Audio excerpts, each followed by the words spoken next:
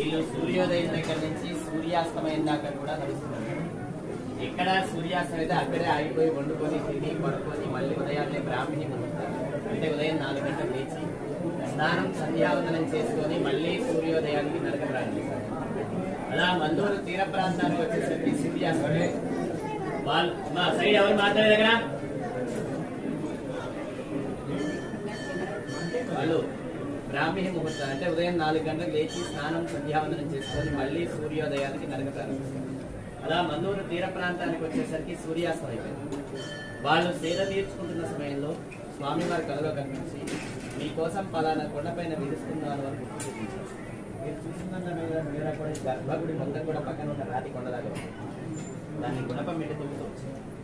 ఆ సమయంలో కొంచెం కొంచెం బహిర్గతమైతూ స్వామివారి కొండలోంచి బయటికి వస్తూ కనిపించారు. ఆ సమయంలో గుణపం మీద స్వామి నాభిలో పడిపోయింది. ఒడ్లో మనకి దెబ్బ తగిలితే ఎలా అయితే రక్తం వస్తుందో అలా స్వామికి నాభిలో దెబ్బ తగిలిన చోట చీము, నెత్తురు, తేమ, తడిలా చిన్న చిన్న చుక్కలుగా ద్రవంలా కారుతుంది. దీనికి అడ్డంగా చందనం పెట్టి ఈ చందనమే సంతానం లేని వారికి, వివాహం కాని వారికి, ఎవరి సమస్య అయితే ఉంటుందో వాళ్ళు వస్తేనే ఇస్తారు, వేరే వాళ్ళు ఎవరికి ఇచ్చుకుంటారు. ఎవరైతే సమస్యతో